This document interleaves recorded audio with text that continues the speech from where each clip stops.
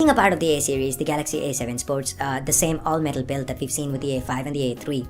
We have the secondary noise cancelling microphone up top, volume rockers to the left, primary microphone, the USB OTG enabled micro USB port and the 3.5mm headphone jack at the bottom, the power button and the two slots to the right. The first is a nano SIM slot and the second a hybrid slot that you could either add a second SIM or a micro SD card to.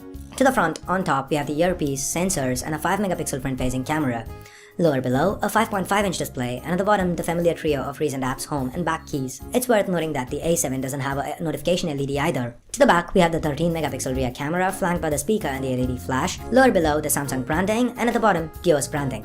The Galaxy A7 is just 6.3mm thick and weighs in at 141 grams. The build quality is good, feels premium, and the buttons feel tactile.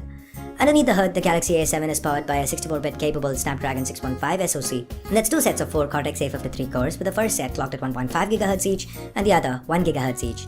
This, coupled with an Adreno 405 GPU and 2 GB of RAM, makes this a decent package. The Galaxy A7 benchmarks decently, and under intensive usage scenarios like gaming, it performs about as well as the Galaxy A5. It runs the most popular games, but there is the occasional frame drop, a little lag. Well, yes, the A7 sports a more powerful GPU. It also has to push more pixels.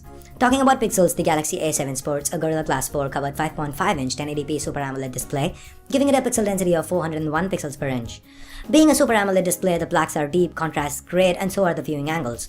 The colors are vivid, with the option of adjusting it as per your liking, and the display is also bright, meaning sunlight legibility is top-notch. Audio output via the rear speakers good, and the levels are acceptable, and the output's clean. Similarly, audio via the earpiece during calls and audio via the 3.5mm headphone jack are good too. On a looping video playback test, the Galaxy A7 lasted 10 hours before running out of juice. In the time that I spent with it, it easily managed to get me through a day of moderate to heavy usage on a single charge. Next up, let's talk about the camera. Images shot with a 13-megapixel rear camera are sharp, the colors are accurate, it gets white balance and exposure right more often than not, the image processing is also good. The camera finds focus quick and the shutter speed's decent. It can also shoot 1080p video at 30 frames per second and the video quality is again good. The 5-megapixel front-facing camera also performs adequately. When it comes to the UI, it's similar to what we've seen before on the Galaxy A5. We have a mode key that gives you access to the common shooting modes. You can also download more modes from the Samsung App Store. The settings key gives you more detailed options and you can pull up the ones that you most often use to the shortcut bar on the left. The interface is functional and easy to use. Let's now move on to the software. The Galaxy A7 runs on Android 4.4 KitKat with Samsung's custom TouchWiz UI on top. We have the Flipboard magazine and its annoying lag to the left, home screen, the home screen's app drawer, you can hold the home key for Google Now, recent apps key to mimic the menu key functionality. We've seen this before on many a Samsung device. Other features like multi-window that lets you run 2 apps at the same time, lets apps float on screen in Windows or minimize like chat heads, the side key panel for ease of single-handed usage, and the ultra power saving mode to get the most out of your battery are all present and accounted for. If you feel the phone's a little bit too unwieldy, the reduce screen mode is also available. The Themes app is also here and it lets you change the look and feel of the user interface. As of now, we only have 4 alternate themes, but do expect more to be added in the future. For the most part, the UI feels responsive and smooth, apps open up quick without a lot of lag. Occasionally though, thanks to the mid-level chip inside, the Galaxy A7 can stutter and drop a few frames, but these instances are a few and far between.